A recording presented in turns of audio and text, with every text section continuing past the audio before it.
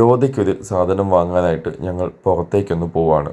ഞാനും ആമിയും യോധയും കൂടെ. പഴയ പോലല്ല, ഇപ്പോൾ ഒരുപാട് സാധനങ്ങൾ കയ്യിലെടുക്കാനുണ്ട്. വണ്ടിയിൽ കയറിക്കഴിഞ്ഞാൽ യോധ ഭയങ്കര ഹാപ്പിയാണ്.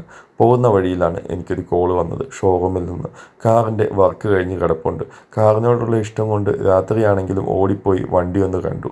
അപ്പോഴേക്കും നല്ല വിശപ്പായി. ഞങ്ങൾ നേരെ മക്ഡൊണാൾഡ്സിലേക്ക് ചെന്നു. 4 ബർഗറാണ് ഓർഡർ ചെയ്തത്.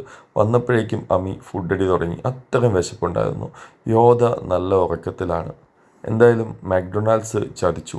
നല്ല ഊള ബർഗർ, ചിക്കനൊക്കെ നല്ല ഡ്രൈ ആക്കി വെച്ചിട്ടുണ്ട്. ബർഗറിൻ്റെ ക്ഷീണം മാറ്റാൻ നേരെ ഓപ്പോസിറ്റുള്ള ട്രാവൻകൂർ ഡൽഹിയിലേക്ക് ചെന്നു. റീസെൻ്റ്ലി ഓപ്പണായ ഷോപ്പാണ്. എൻ്റെ ഫ്രണ്ടിൻ്റെ ഷോപ്പ് തന്നെയാണ്. ഷോപ്പ് ഓപ്പൺ ആക്കിയിട്ട് ഇതുവരെ എനിക്കൊന്നും ഇങ്ങോട്ട് വരാൻ പറ്റിയില്ല. ഇതാണ് ഹരി. അവനോട് തന്നെ ചോദിച്ചു ഏതാണ് ഇവിടുത്തെ ഏറ്റവും ബെസ്റ്റ് സെല്ലർ. അപ്പോൾ ഹരി തന്നെ നമുക്ക് സജസ്റ്റ് ചെയ്തതാണ് അവരുടെ സ്പെഷ്യൽ ട്രാവൻകൂർ മസാല ദോശയും ഈ കാണുന്ന ഇഡ്ഡലിയും. ഇത് ഗീപ്പൊടി ഇഡ്ഡലിയാണ്. ഞാൻ കോട്ടയത്ത് കഴിച്ചിട്ടുള്ളതിൽ വൺ ഓഫ് ദ ബെസ്റ്റ് ഗീപ്പൊടി ഇഡ്ഡലി.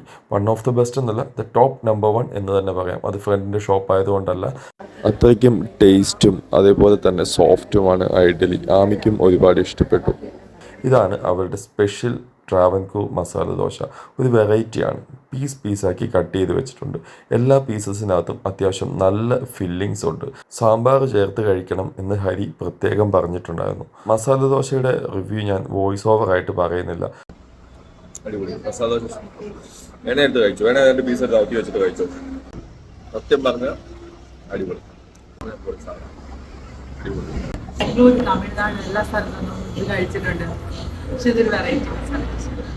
ഇനി നമുക്ക് കോഫി ഒന്ന് ട്രൈ ചെയ്ത് നോക്കാം. അടുത്തതായിട്ട് നമ്മൾ ട്രൈ ചെയ്തത് സാമ്പാർ വടയാണ്. ആ സാമ്പാർ ഒരു രക്ഷയില്ല.